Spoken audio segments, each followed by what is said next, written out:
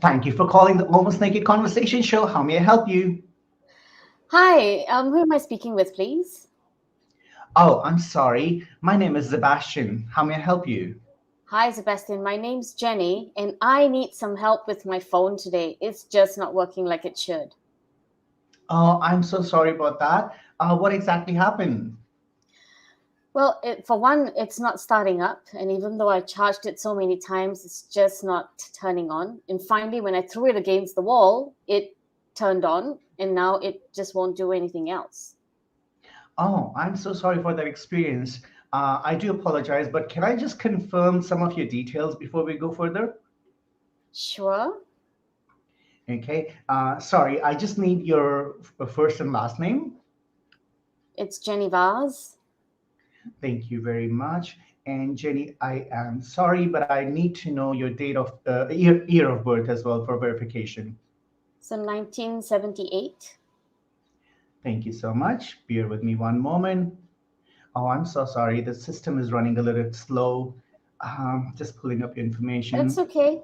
That's all right. I You're doing your apologize for best. the inconvenience. That's okay. I'm I work sorry, in but tech. may I put you on hold for a second? Um, sure. Okay, thank you. Okay, I'm right here. Apologize. So sorry for keeping you on hold.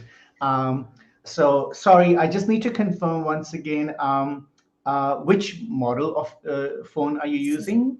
Sebastian, before I give you more details, is it okay if I say you're apologizing too much? Oh, I'm sorry, I don't mean to. Well, you're doing it again. Oh, oh, I'm, So, I'm sorry. in, uh, let's try this. Let's try taking this without the apologies. How about that? Sure. Okay. What's the question you have for me? Just want to know what's the model of your phone? I'm sorry. Oh, here we go again. You need to quit with the apologies. You're not doing anything wrong. Uh-oh. And guys, this is the Almost Naked Conversation show. If you haven't guessed already, we're talking about over apologizing in customer service. I'm Szebastian Onne, the Almost Naked CEO, your intention strategist. I'm here because I care and because I give a damn to dream big and make it happen together using the power of creativity, engagement, and leadership. And with me is none other than Jenny Vaz. Jenny, you are a superhero. As I said in one of the comments, you're the Shiro. You're doing so many things. You are an executive leadership coach, and you're also the board member of World Gay Boxing Championships. Please correct me if I'm wrong, but tell us a That's little right. bit more about you other than these titles. Who are you? What do you do? Wow. So, first of all, Sebastian, thank you for having me on the show. And boy, this time I was a lot calmer on that customer service call because I think I know you. The So here's the thing about me. I help people to achieve their career goals, to achieve their business goals, because I know that if effectively it changes your life. So wherever you are, especially if you're a mid-career professional, talk to me. You want to start running your own business, you want to learn how to do this and have the right mindset before you actually jump off the cliff. I want to make sure you land on both your feet, right? That's what I do. My background has primarily been in customer service and relationships. That's what we all do in any career you're in. That's what you primarily do. You have relationships. If you don't, I'm very curious about the job that you do. In in essence, everything that we do deals with one person or at least one person. And what I found throughout my career, in my early stages of my career, I was the apologetic customer service rep. I am sorry. I'm sorry. Please wait. I'm sorry for keeping you on hold. And I didn't realize how infuriating it was till I heard it quite recently played back at me 20 years later. And that's when I went on a bit of a rant on Facebook. And that's how I met Sebastian. But throughout that time, Sebastian, what I did in my career was primarily in tech. And then 20 years later, I decided, I really enjoy helping people to create results in their life. And I went on to become a leadership coach. I specialize in two areas, which is what I call belonging and being a badass. And when you bring both I love that. elements together, that's where the real magic happens, the belonging with the badass. And imagine your relationships, imagine the customers that you have who want to work with you, and imagine the results that you have in your life. That's what I create. But yes, back to I this love topic. that. I love your work. Love your work. Thank you. So, it all started. You and I have known each other on LinkedIn for a while, and then last week I saw one of your posts, and as usual, the Jenny style, it was like, "Hey, people, enough of it. Change your ways." The Um, gloves came off. it does happen, right? We call, even if we are at a shop, really doesn't matter where we are. People tend to, in customer service industry, people tend to apologize too much. But here's the question: do they apologize because they want to, or have they been trained that way? Great question. I suspect. Now, I had this experience because I called this call center in particular 3 times in total over a period of 1 week. And it was only the first rep, and I never spoke to the individual again. But it was only that first rep who was overly apologetic. The rest of them were very neutral. They apologized when there was really an issue. So it got me really thinking: is this a case, like you said, is it something we've been trained to do, or is it something that's just innate to us that we think that that's how we need to be, or is it because that's how we have observed our experiences, that someone was overly apologetic to us and therefore that we thought that was the best way to be? And that got me thinking even further: what would it mean if there are 2/3 of your staff who don't apologize unnecessarily, and there's one who does? What kind of customer relationships does it create? So yeah, I can go anywhere with this topic. I love it. I believe myself. I should apologize. Absolutely. So I have a few comments coming in. Let's take them first. High Tech Mother says, "Oh yes, it's very common in Asian culture." That's interesting. It's actually, it also is a cultural thing from different cultures. And I have some other comments coming in, but they are actually on LinkedIn, so I will have to read them to you. They don't show up on screen, so I'll do that in a second. But before that, let's jump into that. It's a cultural thing. It depends on where you have been raised. It's your family culture, it's your business culture, it's your country's culture, which region you're in. Uh, do you think that is the thing, that if you're from Asia, if you're from Africa, or if you're from America, you have different attitude towards customer service and apologies? So I'm going to flip this a little bit, if that's cool.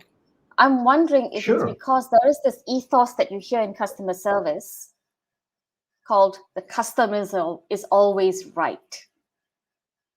And if the customer is always right, what does that mean about the customer service rep? No one really says that. But under that umbrella, people make the assumption, therefore, we are wrong. And I think that that's I the first agree. misstep we've made. And then if you add the age, the cultural references to it, that adds on to that belief, and it grows into this intensity where I can't screw up. One of my friends, when I made this comment on Facebook, one of my friends said, well, in this part of the world, the reason we do that is because we don't want the customer to yell at us. So we kind of buffer, we we credit the account with a lot of apologies so that we can kind of diffuse the situation at the onset. I'm like, that doesn't make sense. That doesn't make sense.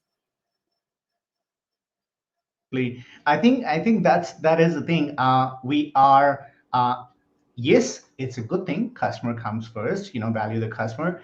But at the same time, it is what we are taught everywhere. It doesn't matter which culture you're from, it doesn't matter which part of the world you're in, customer is always right. And I don't think that is the right thing. Being an entrepreneur myself and having worked several jobs in customer service industry, and of course being a customer, I know customer isn't always right. Sometimes I have yelled at, personally, I am saying myself, I've yelled at people just because I was having a bad day and a customer service agent just triggered something. He or she had nothing to do with what I was saying. They did nothing wrong. I just was having a bad day. So is the customer right at that time? I don't think so. You know, and sometimes customer actually doesn't have enough technical knowledge and they're just getting frustrated. Uh, they're not even giving the chance to the agent or to the service provider to at least explain. They're just going off. So in that case, do we call the customer right? Do we actually say, yeah, well, you've got to say customer is right?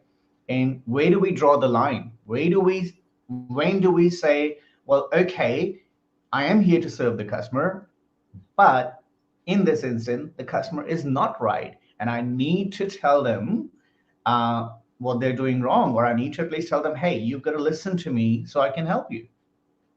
Exactly, exactly.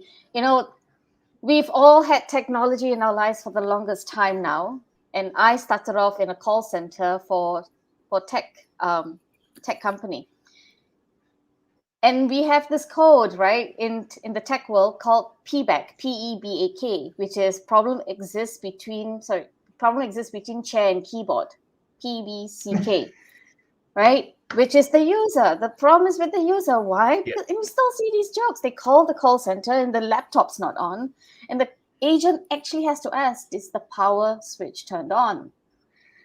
Yeah. It's It's funny. Number one, we're giving away the industry secrets because now every customer will know. Uh, we used to call it the picnic error, uh, problem in chair, not in computer. I love that. So That's a better acronym. and it is true. It's not about disrespecting the customer, but a lot of times it's just whatever is happening. Customer is just quickly getting frustrated because something is not working. They haven't looked at the very obvious thing, and that's the first thing we are taught to check. We're taught to check, hey, is everything connected in the physical layer? Are all the cables connected? Is all the equipment on? Basic things. Is it And a here's the green fun light?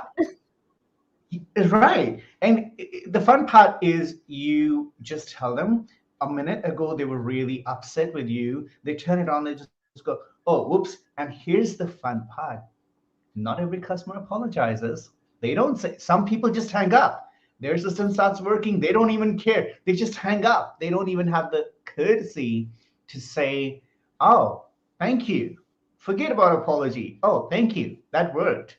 You know, because so if the customer has the right to just hang up on me, to just not even acknowledge that I just helped them recognize their own stupidity, uh, how come I have to apologize for something I did not even do wrong?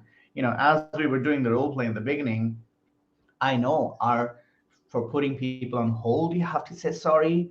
Uh, you know, it's not even like many scripts now don't say that, but back in the day, the scripts actually Oh, said, I'm sorry, may I please put you on hold?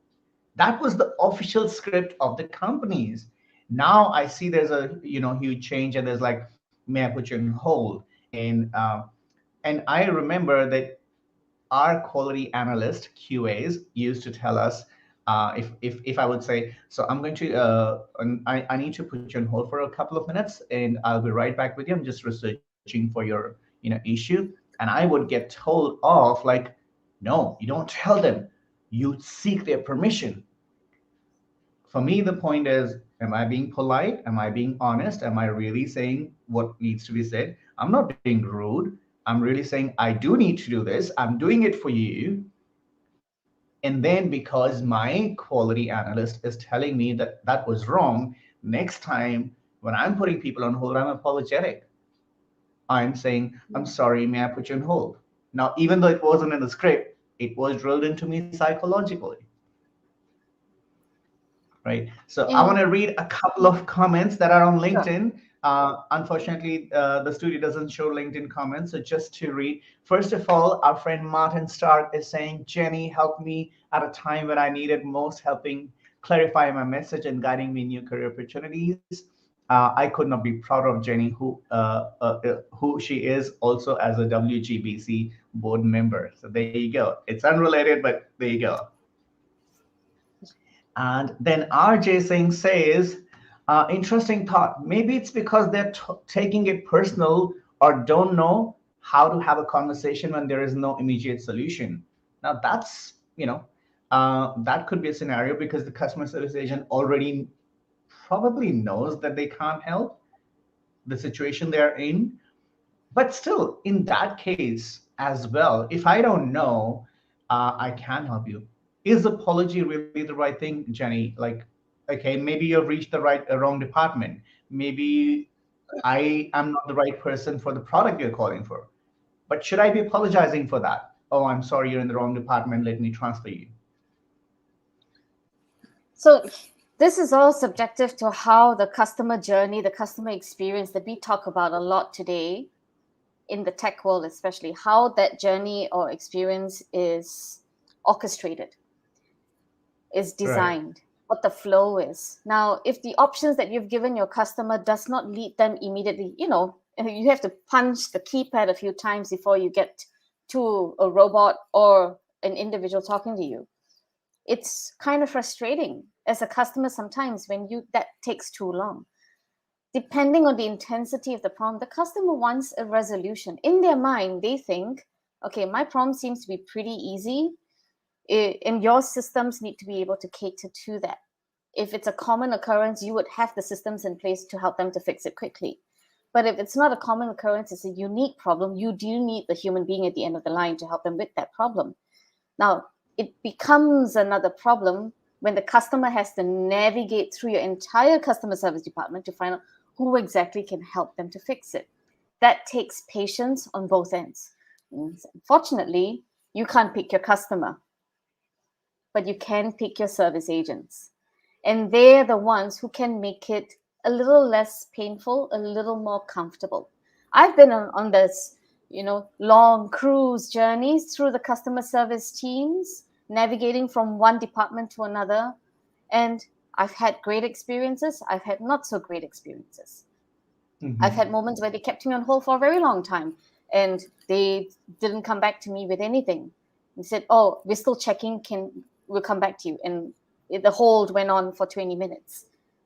And Right. eventually they cut me off because apparently the system timed me out for being on hold. So you have Right. these dysfunctional systems that can irate any human being.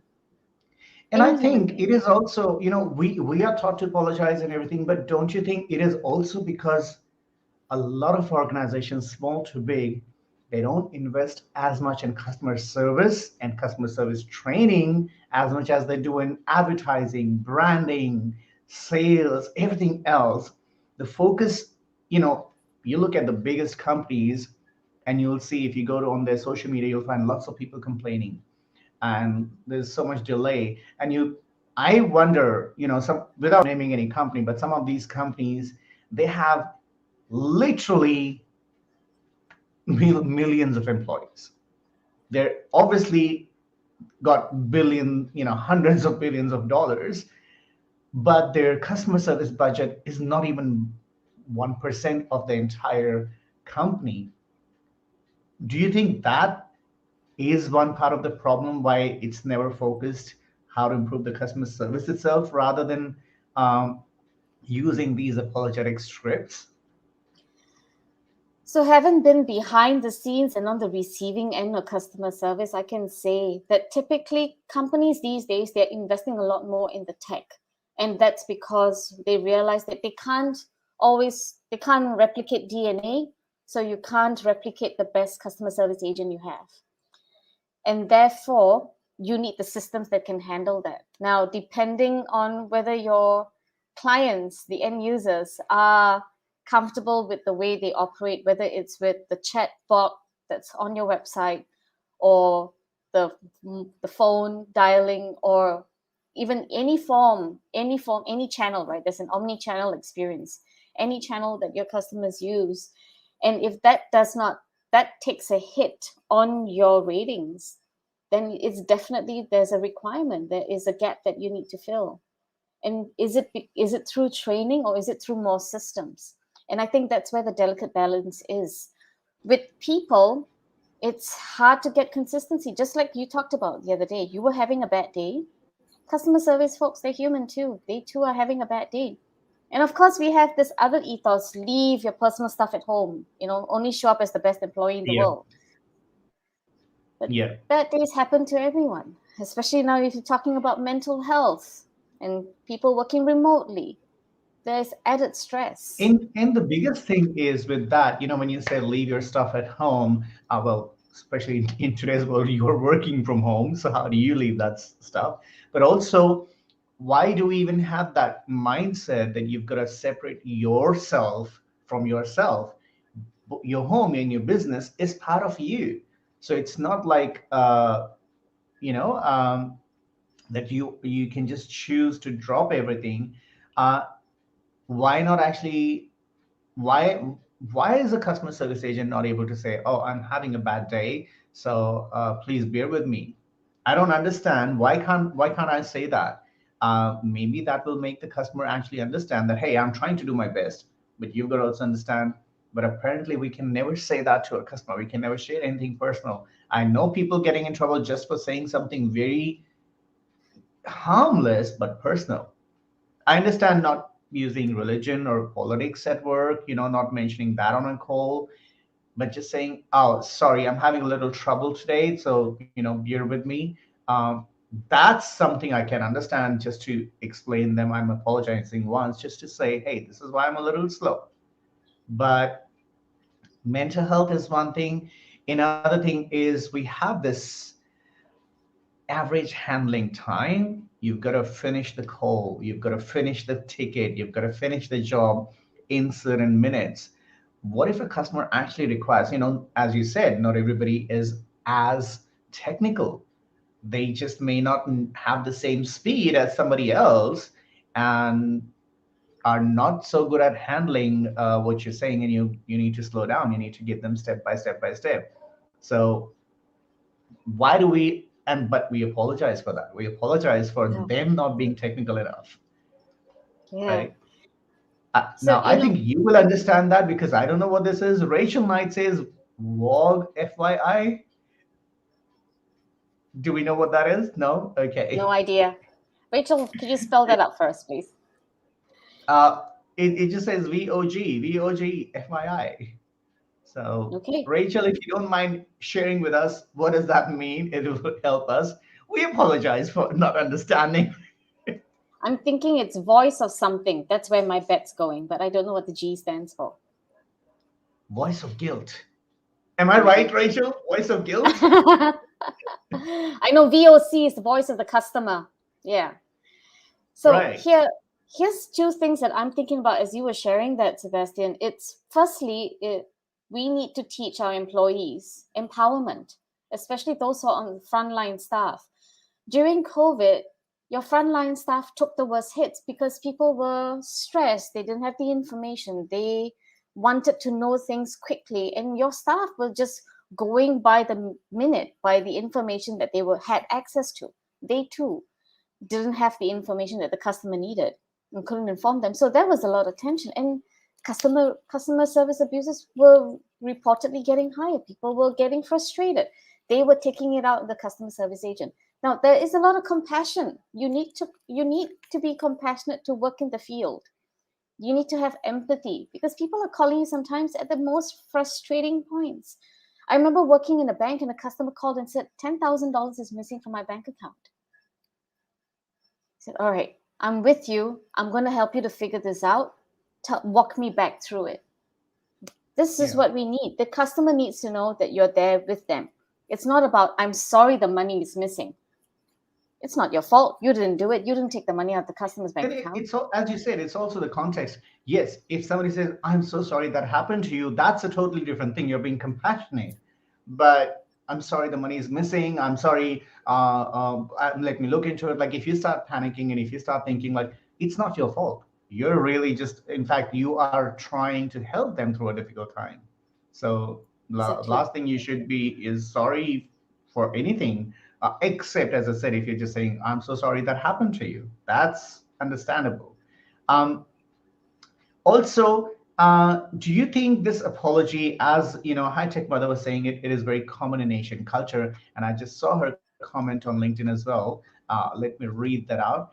She said, "I believe Western culture has trained non-Western population to be submissive, apologetic, just for existing, but that's just my thought." What do you think? Whew, we're venturing into the space where certain platforms don't want us to get into. We're just right there on the precipice, yeah? Okay. Yeah, So, I've worked in different parts of the world. I've been in America, Australia, and throughout Asia. And I've worked across the globe with different cultures. I think and I'm not sure if this is still valid, and this, my perception, of course, with the Asian culture, we do feel that there needs to be this apologetic mindset when we're working with a customer, because the belief is they're only going to call us because something's gone wrong. And therefore, we need to be at the ready to apologize to fix the problem. Whereas in Western culture, it's, I, I don't know if it's a case of submissive. I don't know if it's a case of submissive, although I do see where that's helped bring people down, calm people, as in people who call the customer service hotline, but it doesn't necessarily fix the problem. Because at the end of the day, your customers are calling to resolve their issues, not to hear a bunch of sorries that don't really fix them. And now, absolutely. an infinite number of sorries isn't going to address the problem. So the It actually key, the customer frustrates is looking people for a sometimes. resolution. 100%. Customers, To me, in my personal experience, it will actually frustrate me if a person is focusing too much on apologizing. Because you know what, even if I may not have entered the call thinking that it's somebody's fault, but now because you're constantly apologizing, to me, oh, it's the company's fault. They are just not giving me the right service. They are just not treating me right. And suddenly, maybe as a customer service person, I instigated that thought that it is my fault or it is the company's fault, right? And also, I saw a comment. It's not, again, I don't know why the comment's not showing up here, but I saw another Facebook comment that said, let me read that out. Yes. So it says, well, sometimes the customer is very aggressive and not listening, and we get defensive as a customer service agent, and we just apologize to calm them down. What do you think about that? I've been there, because you can hear them, right? The bomb is ticking, and you want to get to it as quickly as possible and diffuse the situation. Don't And yell so, at me. I didn't do nothing to you.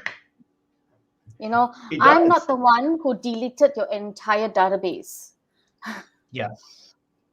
right? You're the one with the keyboard in front of you, and you're Yeah. getting upset because you've made a mistake and you're trying to fix it. I've been there. I've been on the receiving end of that conversation, and you need to restore it as quickly as possible. But I can hear you're getting upset because I can sense that there's pressure, there's something you need to deliver, and you're panicking, you're freaking out. So, how do we fix this? But firstly, I need to get you to a state of calm. So, I'm going to try to use all the tools at my disposal to get you there. And one can be the one tool that I've used consistently could be apologizing. I'm sorry that you're going through this right now. I'm here to help you to fix this.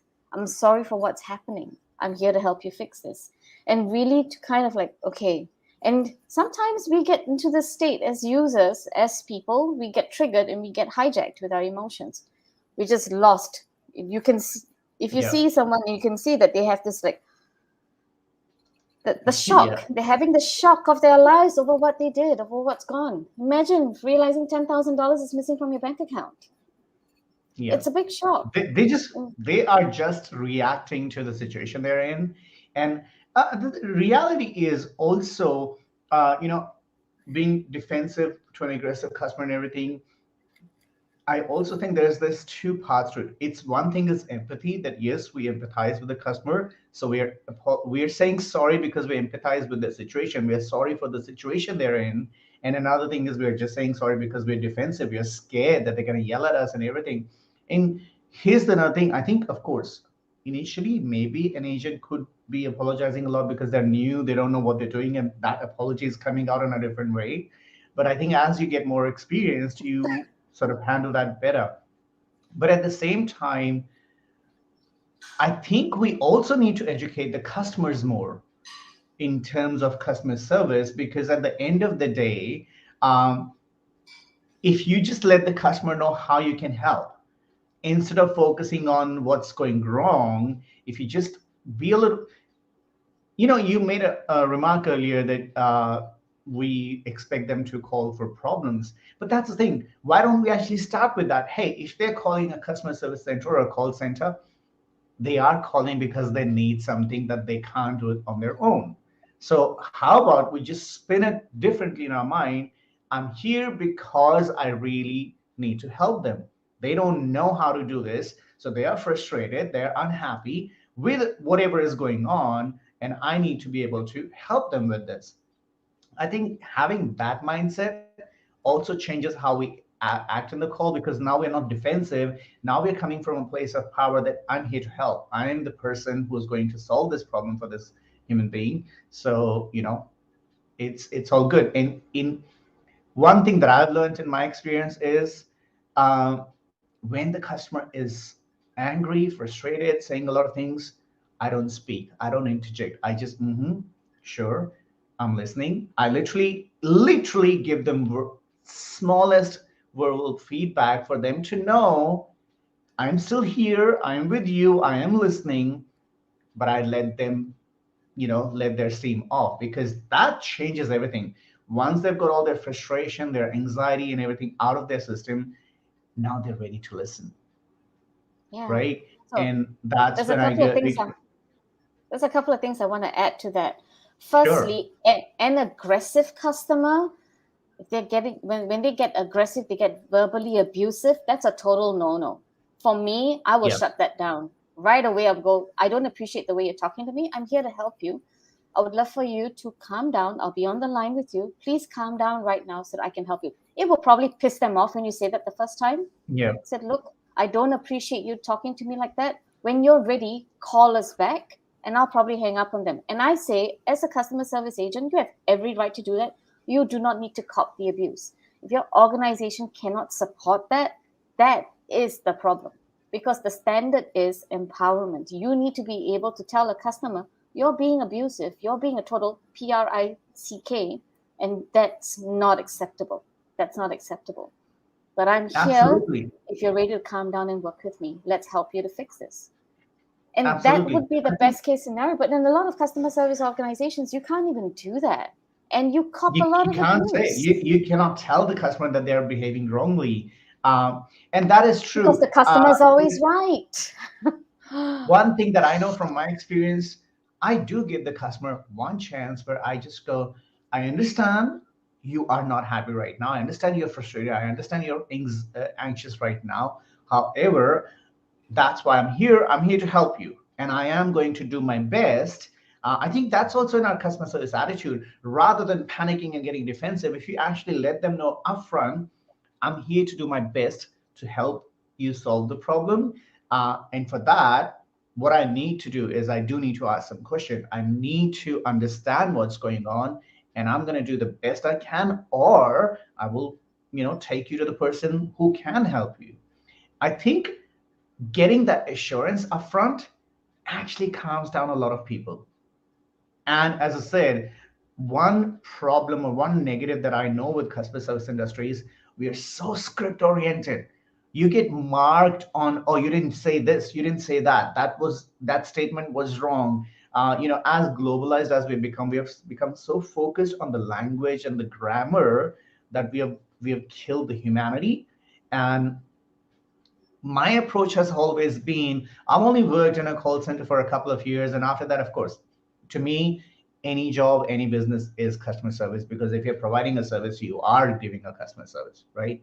So in my experience, all I have focused on is, okay, listen to the customer first, let their steam off, and then focus on, okay, so what are the solutions? What happens is we are so focused on, oh, I'm going to say this, after this, I'm going to say this line, now I'm going to say this line. The training is that you need to go in this sequence. The training should be listen to the customer, think of the best solution possible, offer them that solution. Give them the human leeway and space to make the decision, because in that call, in that conversation, Jenny, you and I had that conversation, you're my customer, I am the manager of the situation. You're panicking, you're the child and I'm the parent. I If the parent also panics, it's going to be chaos. But and if the parent's looking for a manual, oh, what do I do? The baby is crying. What do I do? What do I do? It's not going to solve the problem. Every situation will have a different solution. And I think that's where the companies also need to give that freedom and go, okay, you need to be the judge and decide what's the best thing to do. Measure that with the customer. And listening is the best part. I think that's what helps a lot of customers. um, Finally, I also think where the customer is getting aggressive, and as you said rightly, if they're getting abusive, I tell only one thing: I'm here to help you. However, if you're going to disrespect me, unfortunately, I'm going to have to stop. So Yeah. it is entirely up to you. If you want me to help you, please maintain the decorum on this call or in this conversation, and I'll do my best. A lot of times that does really actually work, because the person realizes, well, this is not personal. But if it doesn't work, and as you said, if they are still being abusive, I'm going to have to disconnect this call. And don't say, I'm sorry, but I have to disconnect this call, but say, I'm going to disconnect this call because you're being unprofessional, and have a good day. Or hopefully you have a better day. you know so one thing that comes to my mind, of course, sometimes it's a situation, and I've been on one of these calls, Jenny, a long time ago. I was on a call for 8 hours. eight Mm. hours The lady was distressed. We're talking in the times when there was no cloud computing, there was no OneDrive or Google Drive, and she had lost thousands of her pictures over the that she had over the years. And she was like, I don't care how, but I need my pictures back. This computer is not turning on. And looking back, I made a wrong promise, said no matter what happens, I'm going to fix it for you. But at the same time, I think the only thing I did different, which made that call so long and still positive, was I said, let's work on this together. you know I made it a team thing, and she instantly had my trust. And then I said, well, this is unusual, we can't have such a long call, so I will need you to be patient with me. I do need to go and speak to my managers and ask if I can continue this call, or should I organize somebody senior, or should I organize a call back. And thankfully my team, my managers, my management was really helpful, and like, okay, so you made the commitment, you are confident you can do it. It's just that the person is not technically as smart. Let's do it. As I said, it was the longest call of my life, but we did Mm. it. We solved it. The only way we solved it, why, was by listening to each other, not apologizing. And literally I threw everything of my training out of the window. I didn't Yeah. follow no script. I didn't follow no procedures. All I did was focus on what she wanted, and focus on what is it that she's struggling with technically, to follow my instructions. So it is a lot about just doing the teamwork rather than being in this I serve you, you're my master kind of thing. And I Oh think yeah. that's where Hajima is going. Like, we've been taught this: you are the servant, Yeah, right? it says customer service, not customer servant, for a reason, right? Yeah. And on that level, you are on par with your customer. You're on the same level. There is no subservience. There is no master servant relationship. It is an equal on par relationship. You're there, whether you've got the training or the experience or not, to provide a professional experience to resolve a customer's situation, challenge, or problem, or something that they need done.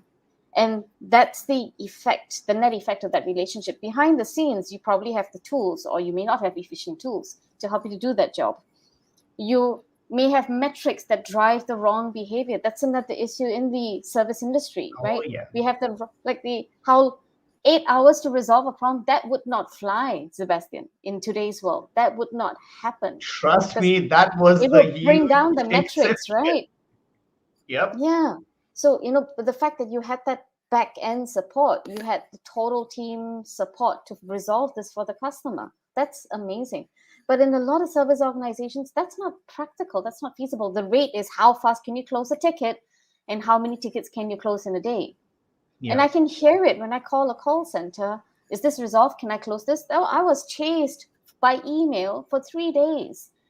The last message you had Your to case me is did open. not tell me that the Yeah. case is closed. Can you please confirm? I'm like, what's going on? And that's Because another thing in customer service. There's so much. You're just on a call, but at the back of your mind, you're thinking, "Oh my God, I'm gonna get this email. Oh my God, the QA is gonna check me. Oh my God, my manager's gonna come and tap me like, well, you're on this call since last 15 minutes. What are you doing?" Like, my focus is not on serving. My focus is not on solving. My focus is on average handling time. My focus is how many tickets did I close today? And I it's think all about the that's what needs to efficiencies. change. That is one thing that So hasn't changed over decades. no, in fact it's gotten worse. It's gotten a whole lot worse because we have the systems and the tools to measure efficiencies. Oh my gosh, the average ticket times, the closure rate, all of that. So the empowerment is really important to when I posted this message, one of my followers commented, one of the first trainings that I had when I was a customer service agent at my last job was, do not apologize for something that you didn't do. And that is powerful, letting your team know you reserve the apologies for specific occasions, for special occasions where Absolutely. we really did f up. That's when you hold it. Absolutely. And look, in we are all human beings. We're going to make mistakes. Some places, yes, apology is warranted. It is right. And of course, if you're empathizing, you're not apologizing, you're really just saying sorry for what they are feeling or what they're going through. At the same time, if you did something wrong, sometimes, and it has happened, we're all human beings. I've given an instruction and like, oh crap, that was the wrong step. Of course, I'm so sorry. Please let's not do that. We are actually supposed to do this. That is fair because I did make a mistake. And that's another thing. We're not supposed to admit mistakes on the call. We're not supposed. I think what we need to focus on is not the average handling time, not the number of tickets closed, not the number of tickets resolved, but was I able to understand the problem? Am I the right person to help with it? And the biggest thing that I think a customer service industry needs to teach everybody is, if you know at some point I am not the right person, I don't have the right skills, and this is beyond my capacity, give them the power to say, I'm not the right person to take you to the further steps. Let me get you the right person. We are not supposed to say that we're not right. We're not, escalation is a very bad word. Oh it's yeah. seen Oh yeah. it's seen as a poisonous tree, It's a like, oh my god, you taboo. cannot escalate the call. That actually makes the customer service agent even more negative in their service because they're so scared of escalating. I have seen, because of fear, they have become rude, and they're like, no, they're lying. They're like, no, we don't have any manager on the floor right now. That is not true. You cannot run a business without a manager present. It's legally not allowed, right? And we say, sorry, there's nobody available right now. I'm the only person there. You can hear 100 people in the background, and you're saying, I'm the only one there. This Yeah. fear of escalation that the customer service industry instills in us is wrong. I think two things. If the customer says, I need to speak to somebody who knows more, if you're really sure, we actually know. As an agent, you know that you can't help. If you know that in your heart that you can't help, tell them, okay, let me see who I can get for you, or let me organize a callback. I understand there's a situation where some people are, there's the racism, there's all that thing. Some people just want to talk to a different accent and all that. That's there. You can guess that on call why they're asking you Unfortunately. to escalate. you know if you know that they're Unfortunately. just being unfair and they're just being biased, that's a totally different situation, and you can actually very gently and politely say, I'm very capable of helping you, and there's no need to transfer this call. But if you know that there actually is something you don't know, empower your agents to say, I'm not the right person to help you with this. Let me get you the right person. Could you please hold for a couple of minutes? I think that's a better solution than trying to stay on the call, trying to close the ticket, and struggling with steps that you don't know what you're doing. You're only going to make matters worse. Yeah, and sometimes these service agents have to ask a list of exhaustive questions to diagnose the problem, right? The Yeah. script gives them so many things to click and turn and pathways to navigate.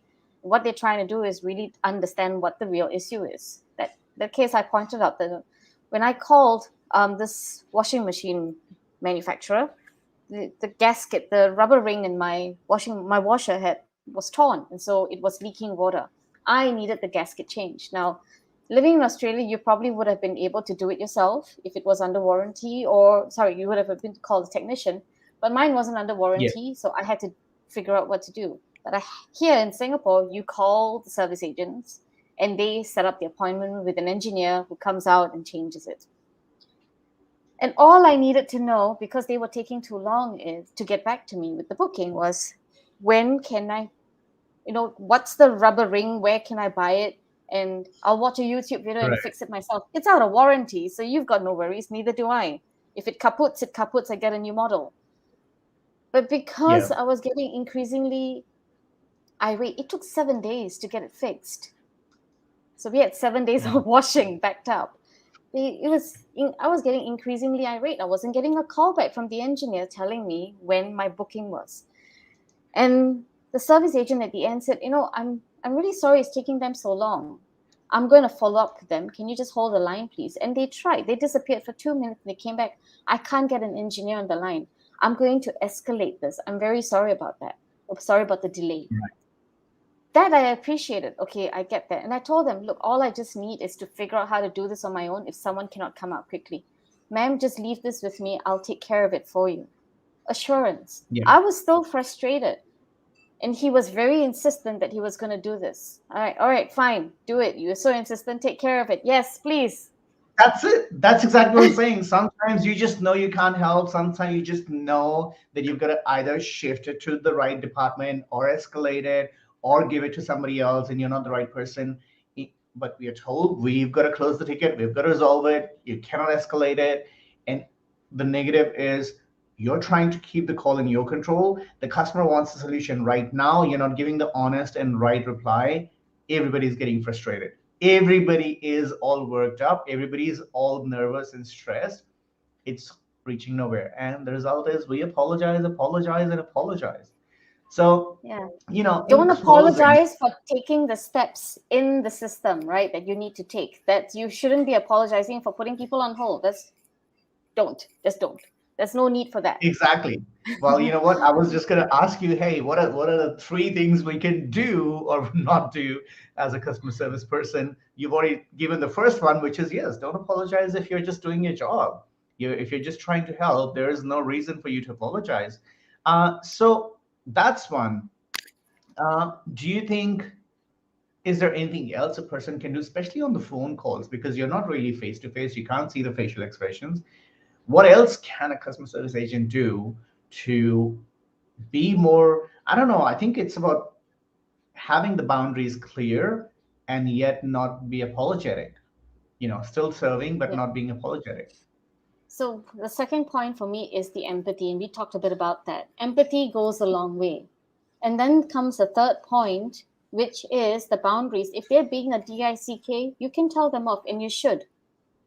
You said, Yep. And it's within your remit to tell them, so you're being rude, ma'am, you're being rude, sorry, you're being rude right Absolutely. now. And Please calm down. and I'm I here to help you. Let's fix this. absolutely. And I think one thing that's really important in this is the choice of your words. If you choose, it's you can be affirmative, assertive, and yet not rude to your customer and say, I understand you're feeling this way. However, I will appreciate that you don't speak to me like this. I am only trying to help you. Any sensible person will listen to that and at least calm down enough to go, okay, how maybe they still have an arrogant tone, maybe they're still angry, but they'll say, okay, so what can you do for me? But at least now they're opening up to a solution rather than focusing their anger on you, right? Yeah. Take a lot of deep breaths. The one person you need to take care of on that call is you as a CS agent. Take care of yourself. And if your Absolutely. organization doesn't support that, oh boy, go find one that does. Go Go find one find that one that teaches the does. employees to not apologize. You know, There are many two out things there. I say, two things I have never done. So you may have known these stories that some call centers have mirrors in front of you, so you smile on the call, right? I was one of those rebels, refused to have a mirror in front of me. Nope, I had my eyes closed 90% of times on calls. 90% of times. I'm not saying that I'm technically so proficient, but I had so much practice and so much that I knew what I needed to do. I would close my eyes, tell them the steps, do everything, get it all done. Still have the so-called good AHT, average handling time, and all that. But at the same time, I really didn't care about the processes so much. I'm not disrespecting the processes. I cared about the solution. I cared about providing a result. And you know what happens? What that translates into organization looking at your performance, which is happy customers, good results. They literally throw out their own processes out of the window. They don't care. All they care is, oh, the customers are always happy with this person. This person is solving problems, and this person is, diffusing aggravating situations. And suddenly, none of my managers care. As I said, I got the permission to be on an 8-hour call, which I think still in that company is the longest call ever. So, well, thank So you so much. Sorry, to go on. anyone, What do you say? yeah, to anyone who is a CS rep, my heart's with you. It's not an easy gig. You really have to have a passion for it. It's very essential. And for Absolutely. your rough days, please know we all have had our rough days too. Walk it off, shake it off. Don't take it home with you. It's not a reflection of you on you. That person's just letting off steam. And unfortunately, they didn't have boundaries to do that. They didn't have healthy ways to do that. And they took it out on you. And I'm sorry for that. You didn't deserve to experience that. And I want you to know that I appreciate, many of us appreciate what you do. And we understand that you cop the flack a lot from Absolutely. clients. Absolutely. I love that. Well, you know what? I was going to wrap up, but we're not because I'm going to ask you a couple of more questions. So tell us, we're digressing a little bit, and I'm not going to Okay. apologize. Tell us a little bit about your work with WBGC. What is WBGC? What do you do? Oh my gosh. World Gay Boxing Championships. I want you to mark your calendars for 2023. If you're watching, anyone who's catching this show live or later, 18th to the 23rd of February in 2023, we're going to be running our first ever World Championships in Sydney in conjunction with World Pride 2023. World Gay Boxing Awesome. Championships was started by a wonderful man I've come to know by the name of Martin Stark. He's the CEO and founder. And he went through a life-changing condition. And as a result, he was introduced to sports, and boxing was one of them. And from there, he fell in love with the sport. And he wanted to compete at the gay games, but they dropped the sport at Hong Kong. And he was, you know what? I'm just going to go and run my own event. And I was one of the first few people that he spoke to. And I love boxing. My goodness, if you're a boxer, you will understand. this whole feeling of putting on the gloves, strapping up and punching things out, even the footwork. You can't think of anything else when you're boxing because you get knocked out. And so we I'm want going to to stay bring away from you. we're going to bring this sport, we want to make the sport as inclusive as possible. And we want to take this throughout the world. A lot of sports, and especially in some parts of the world, they're leaving transgender people out of it because it's a bit of a messy zone and we don't know what to do. And we Right. want to clarify that. We want to break the taboo. We want to demystify. We want to clarify and allow people to compete. So watch us. Go to www.worldgayboxingchampionships.org. And I am on a self-declared world tour to bring in as many fighters as possible. We're targeting 200. We've got 70 who put their hands up to say, I'm fighting. So yeah, catch Awesome. us then. Maybe we need to bring Martin and you together and actually have a conversation about that and talk about, what it is. One quick question I have is, how did you get involved with, going by society, a woman, boxing, world championship? What happened? How did you guys get involved in this?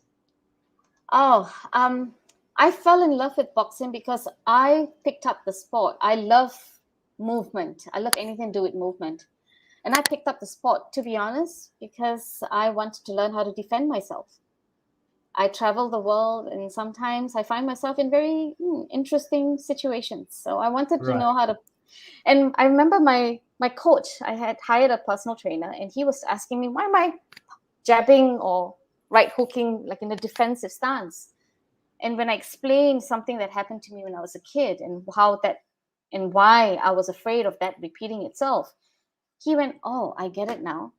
And he helped me to change my stance. And I could hear that pound of my right jab on the pad. And I really love that feeling, the bam, bam.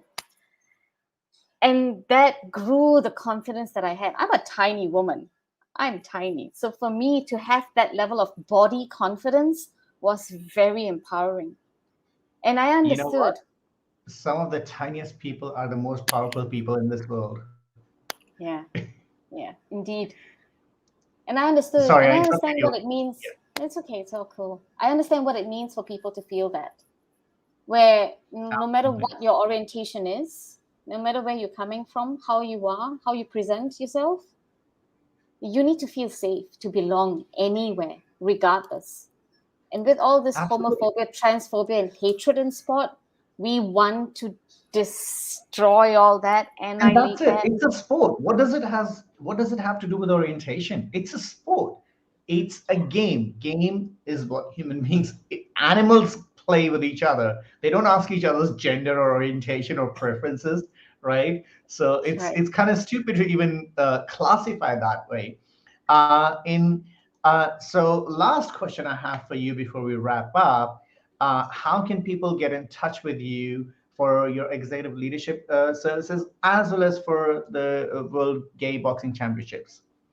Awesome. Let me start with World Gay Boxing Championships. Head to our website, www.worldgayboxingchampionships.org, and sign up as a volunteer or express your interest as a fighter, and you will get hopefully regular emails on our events. And as we're getting closer, it's just 14 months away to our 2023 championships. With me, please come visit me on www.jennyvaz.com. The best way to reach me is LinkedIn. And I'm Yes, sure that's where we Sebastian met. will. Yes, that's how we That's met. where So find me on LinkedIn. Look for Jenny Vaz, and you'll probably see me in the first search result. And yeah, and drop me a message, and I would love to chat with you. Love to chat with you. Awesome. And we'll put all that information in the description of the show as well, so people can go back and have a look and they can find all the information on you. Thank you so much, Jenny. This was a fun conversation. As I said before we wrap up, that we got to bring Martin with you. We got to talk about the World Gay Boxing Championships, and let's spread the word out there. Absolutely. Let's bring more people to put on gloves. Absolutely. Well, I'm scared, but I'm also kind of inspired. Like, maybe I need to try this. So uh, I think I'll it enter into this at some time. 5 minutes of punching of boxing. Yeah, it really gets stuff out of your body. Can I just imagine whoever I want to hit? That works too. Fair enough. That works Thank too. you so much, Jenny. It was so much fun hanging out with you, and I look forward to Likewise. doing it again. Likewise. Have a lovely rest of the week and the weekend, and I'll catch you all very soon. Thanks, Sebastian, for having me on Perfect. the show.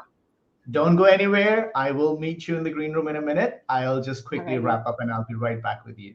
Cool.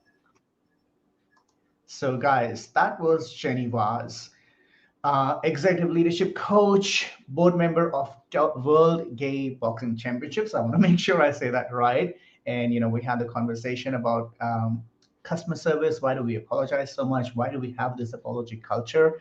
And from personal experience, and as just Jenny shared, it is about serving, but it is also about having confidence in yourself and being able to say to the customer that you're not treating me right.